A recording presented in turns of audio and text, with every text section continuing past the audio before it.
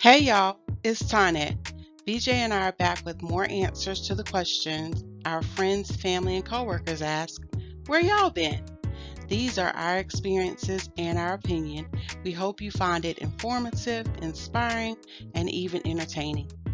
In this episode, we share travel for celebrations and conversations throughout 2016. We also share a travel tip on how we converted corporate travel into family travel. To get notified of future videos, subscribe to this channel and choose the notification bell. In 2016, we did so much traveling that we're going to have to break it out into several episodes to keep them as short and sweet as possible. This first episode will cover our travel throughout the year except spring break, July 4th, and winter break. In early January, we went to Williamsburg, Virginia for our nephew's birthday celebration at Great Wolf Lodge. Then in mid-January, we drove to Orlando, Florida to visit a themed resort on my to-do list. And I'm glad we did because the resort closed in the spring of 2016.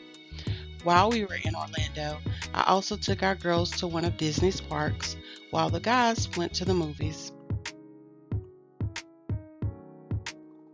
Then between February and May, we made several trips to Southeast Georgia and Northeast Florida to attend a wedding, a monthly celebration for birthdays, separate graduations for a niece and my sister, and a community event. During that time, we also went on lots of college trips on weekends and over spring break that are probably worthy of their own episode. At the beginning of the summer, we took a last-minute road trip to Myrtle Beach, South Carolina to hang out with some cousins, and we went back to the Hampton Roads, Virginia area for our niece's birthday celebration. In addition, we went to Richmond, Virginia to drop off my sister at Virginia Union.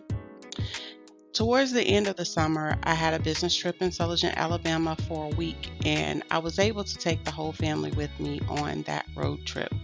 However, we couldn't just go straight there and straight back.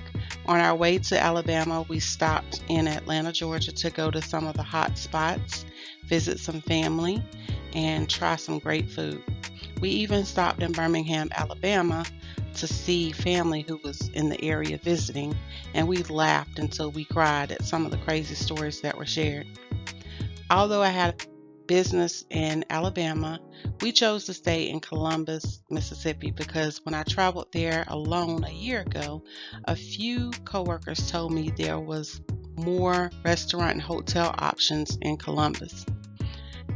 We tried some of the greatest dishes we've ever had in Columbus, which made a commute to Sulligent worth it. In the fall, we traveled to Tallahassee, Florida for a Florida State University football game, and ironically, we went to the FSU Spirit Cheer It camp to meet up with someone from high school that I cheered with for 3 years. It was cool to watch her daughter play at the camp while we played catch-up. After our meetup, BJ and some of the kids went to the game while our Gator fan and I went to have lunch at my school around the corner, Florida A&M University. Next, we went to Northeast Florida to attend our nephew's birthday celebration, and I ended up having a long conversation to catch up with one of my cousins. Finally, we went to Jacksonville, Florida for cakes and combos at Yummy Cakes by Mia. In early December, we went back to Southeast Georgia for a 60th birthday party for my dad and my sister's father-in-law.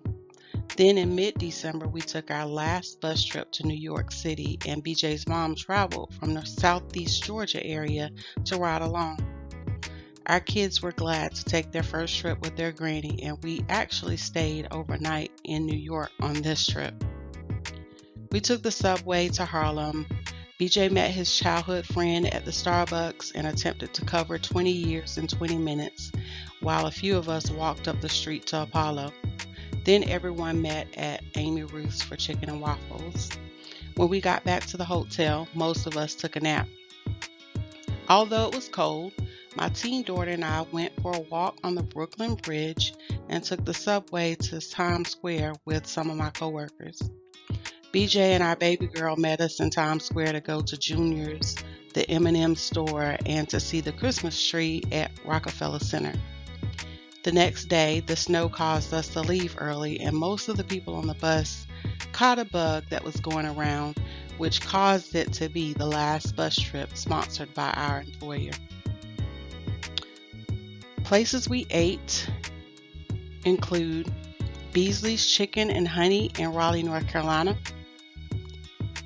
Run a Boat in Winterville, North Carolina. In Greenville, North Carolina, we ate at the Rick House, and we also ate at Tuxie's Trattoria,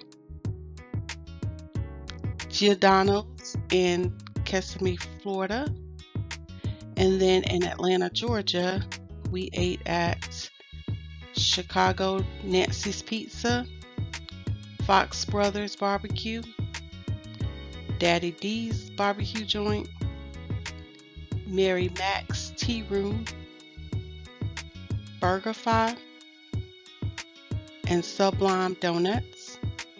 In Columbus, Mississippi, we ate at Huck's Place, Harvey's, and 082.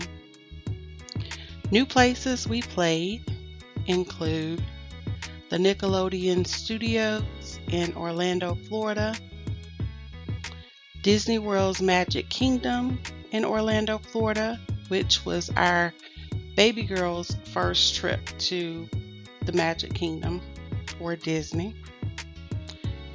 We also attended the Family Fun Day in Hilliard, Florida.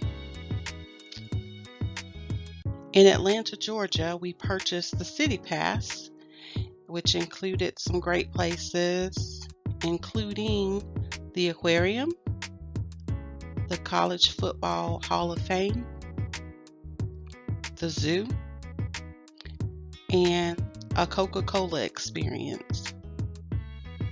Places we explored were the Air Museum in Charlotte, North Carolina, which is where the plane that landed on the Hudson was located.